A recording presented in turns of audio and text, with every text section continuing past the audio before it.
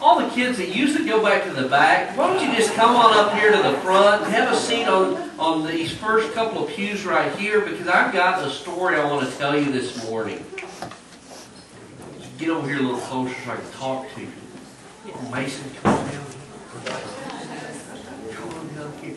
Come on down here. All right. I tell you what, let's move these books out of y'all's way so you can sit a little closer. How are you? Cheek mate. There we go. There we go. We got a double dose of that. So, all right, is that all the kids? All right. Any of the teens want to come down here and be a part of this? Yes! Way to go, Sarah! And I know Nick is going to be jealous in a little bit, but that's all right. So, you guys ready for Christmas? Yeah. I know 2 more days. Yeah, I would have missed that if you hadn't told me. What's that? I like your boots. Did you get those for Christmas? You couldn't got them for Christmas because Christmas isn't here yet. You bought them? Okay, cool. What are you asking for Christmas this year? Somebody tell me. A TV. Got that? All right. Anybody else? What's that?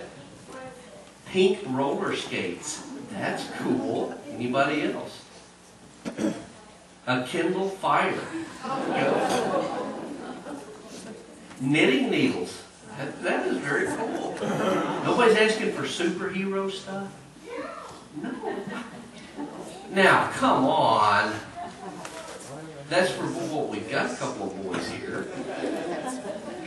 I was looking yesterday through my house for a picture I wanted to put up there on the screen and show everybody, but I couldn't find it. I did find some really cool old Christmas pictures of really goofy looking boys. Yeah, me and my brothers. The best part about it was most of them were really pictures of 3 really goofy boys, because this one was taking pictures. So I've got blackmail stuff. But the picture I was looking for, I couldn't find it. And I really wanted to find it because it's one of my favorite pictures. It was taken a couple of days after Christmas when me and my older brother, I was probably 3, 4, or 5. My older brother was 2 years older than I was. But both of us had got the most awesome gift for Christmas that year. We had gotten Batman capes. Yes. And I mean, and of course, a 4 or 5-year-old boy with a Batman cape is invincible, right? And so there's me and my older brother. We are on top of our dad, wrestling with him, because evidently it was his turn to be the evil villain. And we had him conquered, because now that we had that cape on, we had our superpowers, Do any of you have favorite superheroes? Any of you like superheroes at all? Spider-Man. Captain America. Cool. Way to go. I like Captain America. Who's your favorite superhero? Spider-Man. That's a good one. That's a good one. Anybody else? Batwoman. There we go. Do you have a favorite superhero? No? Nick, who's your favorite superhero? Iron Man. Iron Man. There we go. There we go. See, I knew you're jealous now, aren't you? Because you could be up there telling us about your superhero. That's right. What makes superheroes you got a favorite? Batman? Ah, yes, my man. What makes superheroes so cool? All right, guys, we're having this conversation up here. We've got 2 adults here arguing over who's the stronger of the superheroes or something. What makes superheroes so cool? Some of them can fly. They've got superpowers. They can do awesome things to help people, right? They rescue people. When somebody's in trouble, they use their superpowers to rescue them. Well, but let me ask you this question. Are superheroes real? And we all understand. They're really good stories, though, that help us learn things like good wins and good ought to win over evil. And if you got some kind of power, you ought to use that to help people. So we use those stories to to help us learn lessons. But I want to tell you this morning about a power and a superhero that is real. Somebody that does have super, miraculous, amazing powers. What? Say it a little louder. God. That's right. That's right. Because as I got a little older, I came to realize that really my superhero, my favorite superhero, is God. And I want to share with you some things this morning that God did that show us His power. And these are real things. This isn't a made-up story. These are real things that God did. And I want you guys to all understand that this morning, okay? And for you adults, you're wondering, what do superheroes have to do with anything? Trust me, we're going to get there, all right? Some of the awesome things that God did. For instance, totally dark. No light anywhere. And nothing exists. And God says, let there be light. And there was light. There wasn't a sun. There wasn't a moon. There wasn't a flashlight. There wasn't a switch to flip. There was nothing. But God said, let there be light. And there was light. That's pretty powerful, right? That's pretty awesome. And then He said, I want all of the water together in one place, and I want other water together over here. And He separated the heavens and the earth, and He did that just by speaking. Pretty powerful, huh? And then He said, I want the water on the earth to all go in one place, and He told the water where to go, and it went there. Pretty powerful, huh? Took some dirt and He formed it together and He made it look kind of like a man. And then He blew into his nostrils and the man came alive. It's not like Frosty the Snowman, but kind of like Frosty the Snowman. Because he was alive. That's pretty powerful, huh? This God that we serve, the God that we're talking about this morning, does some of the most awesome things that you can ever believe. Like, for instance, when things got really bad in the world, and His people were in jeopardy of being corrupted. Well, wait a minute, I want to go back. I want to tell you, when He created that man, He put him in a place called the Garden of Eden. But there was an enemy in the garden, because every hero has an enemy, right? The enemy that was in that garden was a serpent. Do you know what a serpent is? Kind of like a snake. But this serpent could talk. A snake, yeah, or a snake, either way. But this serpent could talk. And the serpent went to the woman and tried to trick the woman into not believing in God. And he did. And so God has to curse the snake, and He took the man and the woman out of the garden. And time went on, and God has always wanted to protect His people. Well, it got so bad that the rest of the world, that the serpent had convinced all of the people to be so bad that God finally did something really, really awesomely, spectacularly powerful. You know what He did? He flooded everything. Flooded everything. Even the tops of the mountains were underwater. And only 8 people on a boat that God told them to build, only 8 people survived. And they put 2 of every animal in that boat. Anybody know that guy's name? Noah. That's right. Noah, you are so smart. You got God and Noah down. You're good. That's how powerful God is. So He causes this great big flood. And then there was another time when some people went to a town, and all of the men of the town there were so mean. They wanted to drag those people out of the house and do terrible, terrible things to them. And you know what God did?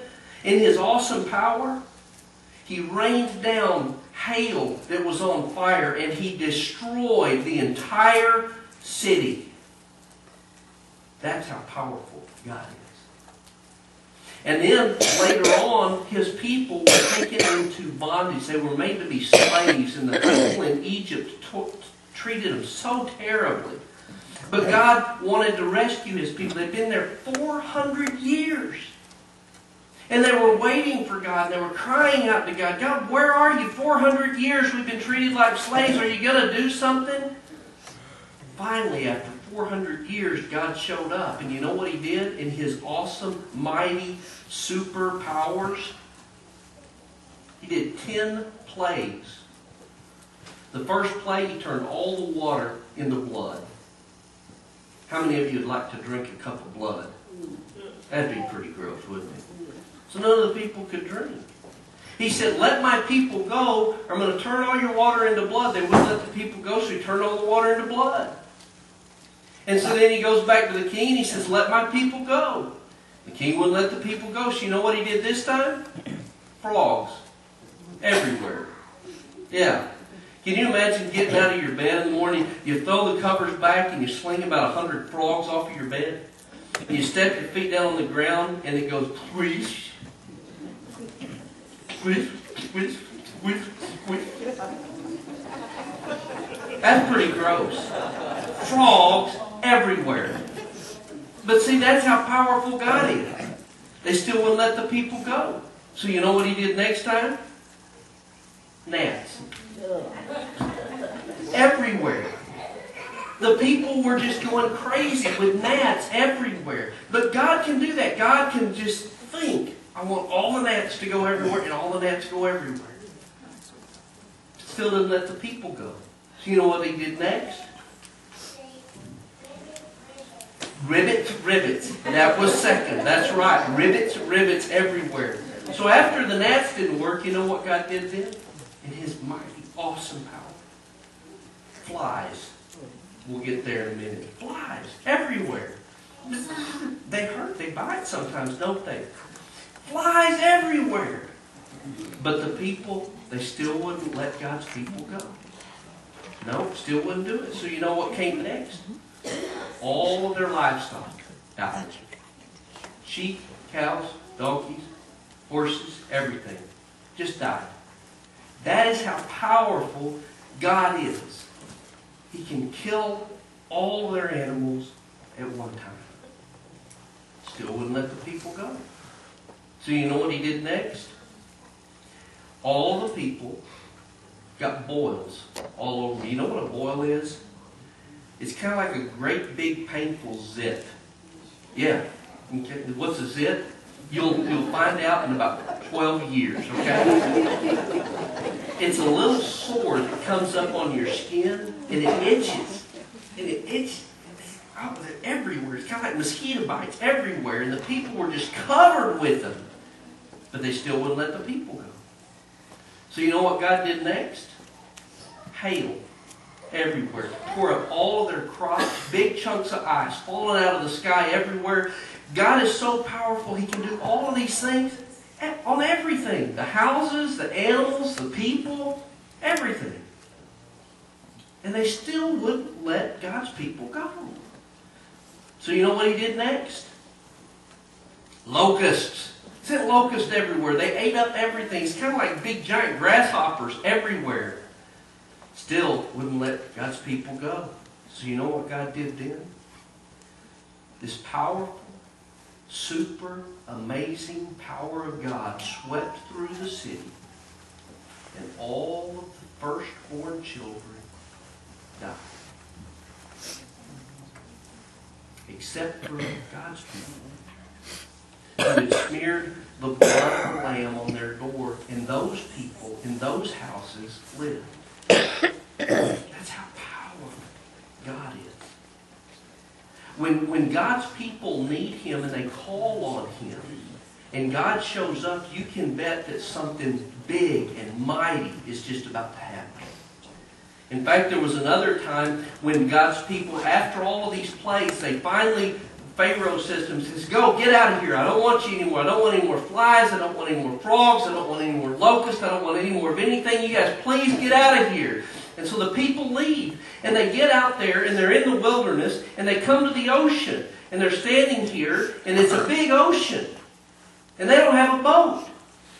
And so they're sitting there waiting to see where God is going to lead them, because God has been in front of them. Big pillar of cloud all day long, so that where the cloud moves, they just follow it around, because that's how they know where God wants them to go. At night, there was a great big pillar of fire, so that they could see and they knew where to go. And so they just follow God around in the wilderness, and He takes them out to this ocean.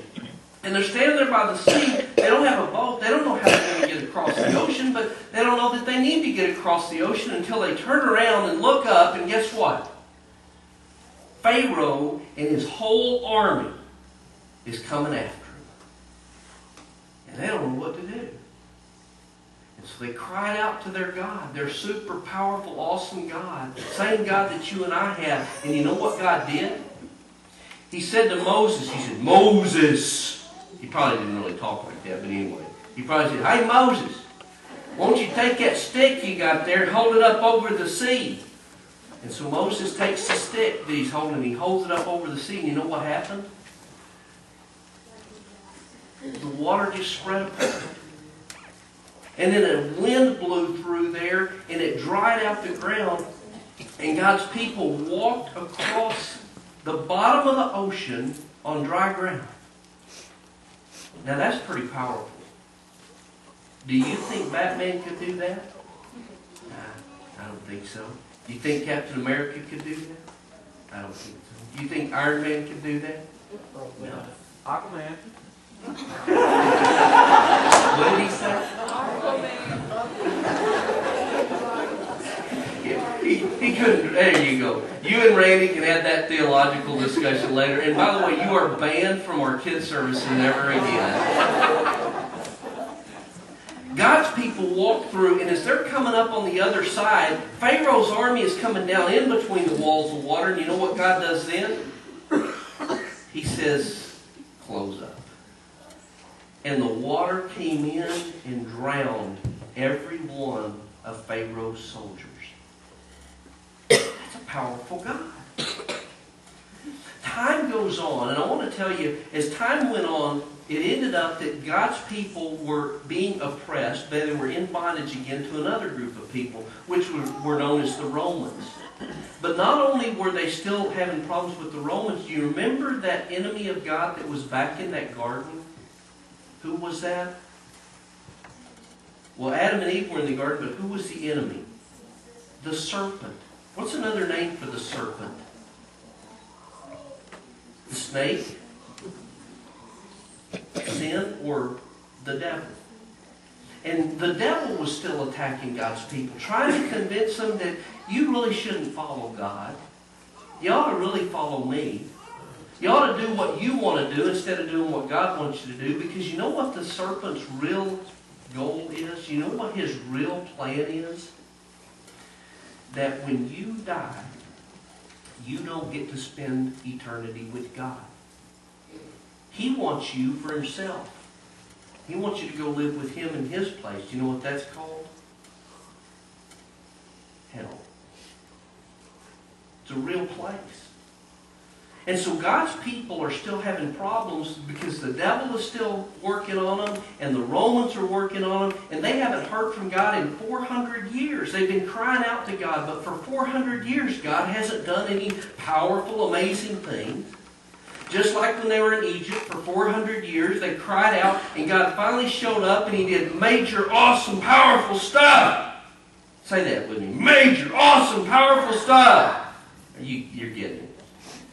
So this time, 400 years go by, and they call out to God, and you know what? God shows up again, but this time, you know what he does? What do you think he's going to do?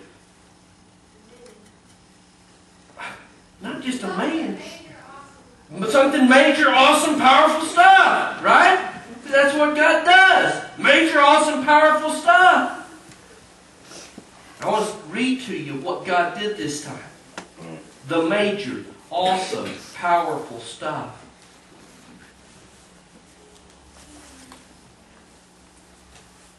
In the 6th month, God sent the angel Gabriel to Nazareth, in the town of Galilee, to a virgin pledged to be married to a man named Joseph, a descendant of David, and the virgin's name was Mary. And the angel went to her and said, "Greetings, you who are highly favored, the Lord is with you." Now Mary was greatly troubled at his words, wondering what kind of greeting this might be. But the angel said to her, "Do not be afraid, Mary. You have found favor with God. You will be with a child and give birth to a son, and you are to give him the name Jesus. And he will be great and will be called the Son of the Most High God. The Lord will give him the throne of his father David, and he will reign over the house of Jacob forever, and his kingdom will never end." The mighty, awesome, powerful thing God did this time was to send a little baby. That was pretty funny, wasn't it? A little baby. And not just a baby born in a big castle with a big army around him and all of this kind of stuff. In fact, when Mary and Joseph go to Bethlehem, they get to the town, and the town is so full, they don't even have a place to stay. All of the hotels are full. All of the houses are full. They finally find somebody that says, well, we don't have any beds here, but behind the house, just on the bottom down there, there's a barn where we keep our sheep and our cows. Sheep. Now, have any of you ever been in a sheep pen? I grew up. Well, I didn't grow up in sheep pens. But I felt like I did because most of my life I spent working in sheep pens. I have blankets. You have what? You have blankets? Okay. I thought you were saying you had bacon. Pig farmers. Okay, anyway. Do you know what a sheep pen smells like? It smells like wool, which is kind of greasy and oily and stinky. And it smells like sheep poop. Yeah, that's what it smells like.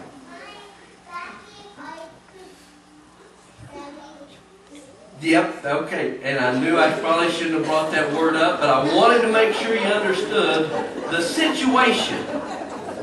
When God decided to send this awesome, powerful thing, He had him born in a sheep pen.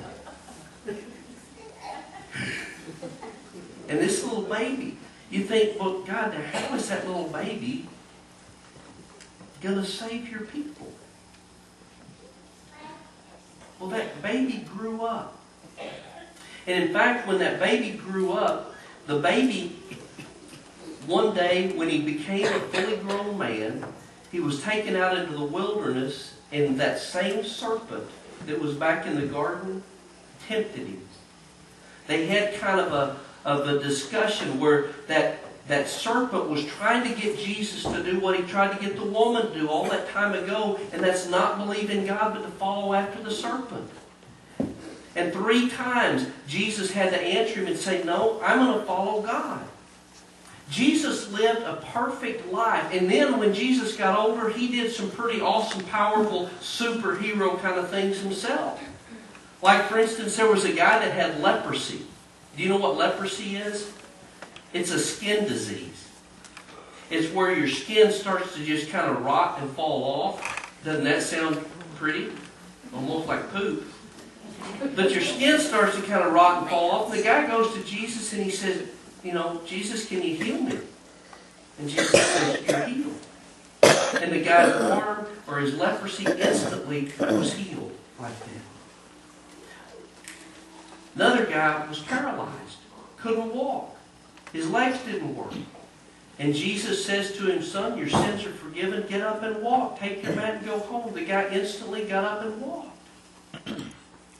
Another time, Jesus is sitting on a hillside with his disciples, and there's 5,000 people around. And the people are getting hungry. And Jesus turns to his disciples, the 12 guys that were with him, and he says, why don't you guys feed them?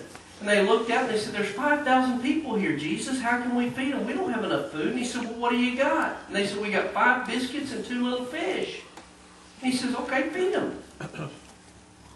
He said, Jesus, this isn't enough for 5,000 people. And Jesus says, start handing out the food and let's see what happens. First guy breaks off a piece of fish and a piece of biscuit and hands it to the next guy. And he breaks off a piece of fish and a piece of biscuit and hands it to the next guy. And he does the same thing, and he keeps going until all 5,000 people have eaten so much that they're full. And then he has his disciples go around and says, gather up what's left. And you know how much leftovers they had? You ate a seal? Were there leftovers? When Jesus got done, there were 12 basketfuls of leftovers. Pretty awesome. Pretty powerful. Superman couldn't even do that.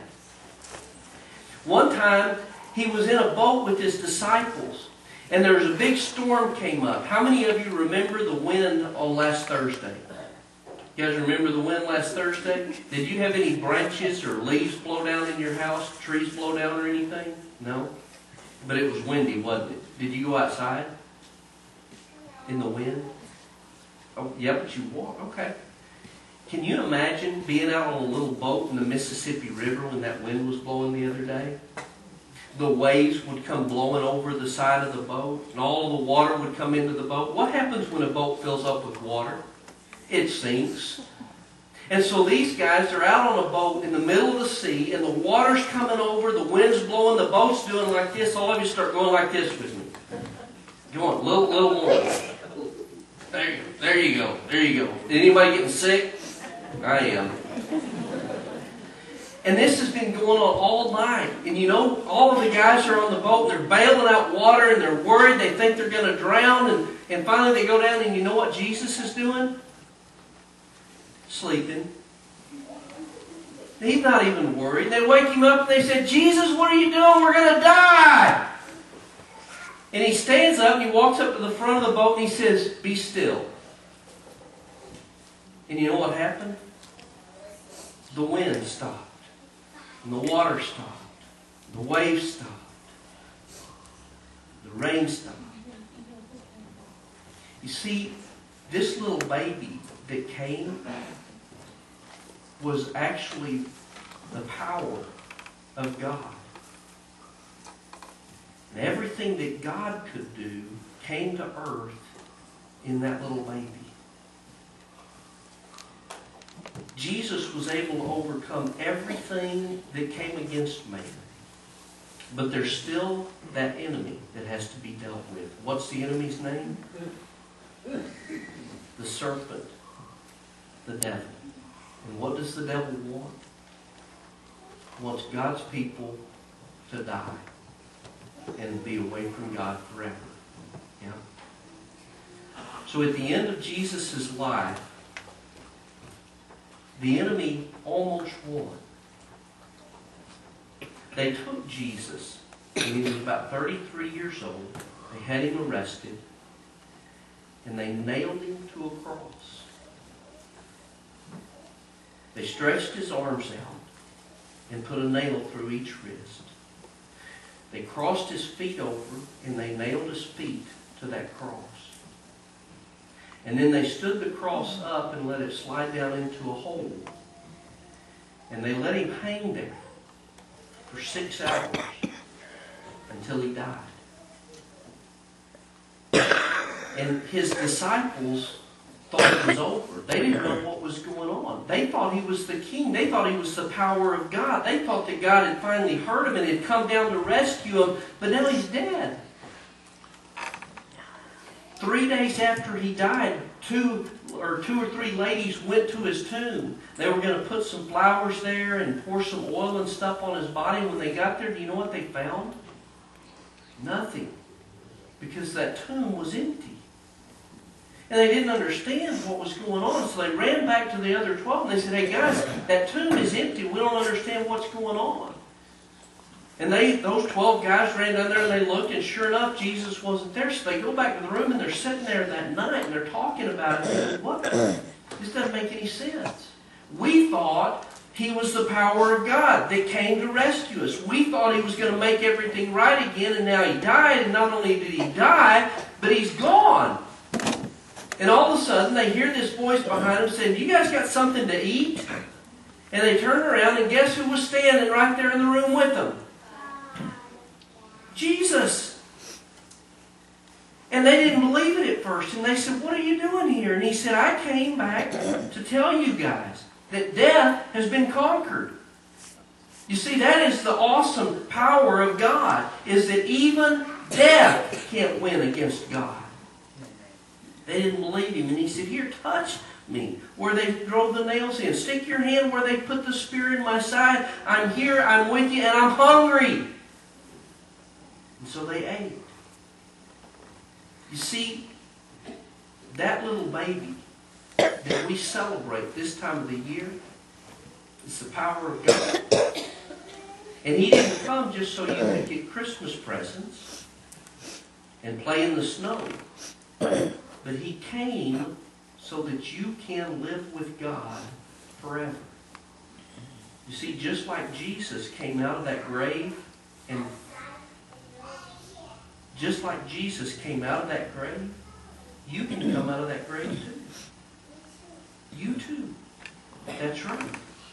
Because that same God who parted the sea, who made the flood, who brought the plagues, is the same God that came in that little baby, was nailed to the cross, and rose again for you. So on Christmas morning, Tuesday morning, when you wake up and you're gathered around the tree, what I want you to do is I want you to remember how powerful and super God is. And how he loved you so much that he sent that little baby so that you can still spend forever with God in heaven. Okay? You understand that? That's the power of God. Pretty awesome, huh? Makes all the other superheroes look kind of wimpy, doesn't it? Even Iron Man. Yeah. That's the story of Christmas. That's what God has done for all of us. The enemy is still out there. The enemy is still attacking us. The enemy still wants to convince us that we're not good enough for God. And God said, you're so good that I will send my son to die for you. If anybody here this morning wants to spend eternity with God, wants to rise up out of that grave, and wants to live forever, we're going to stand, we're all going to sing a song, and we invite you to come forward to accept God's power, to accept God's promise, to accept his Son as your Lord and Savior. And if you need to do that this morning, please come forward while we stand and while we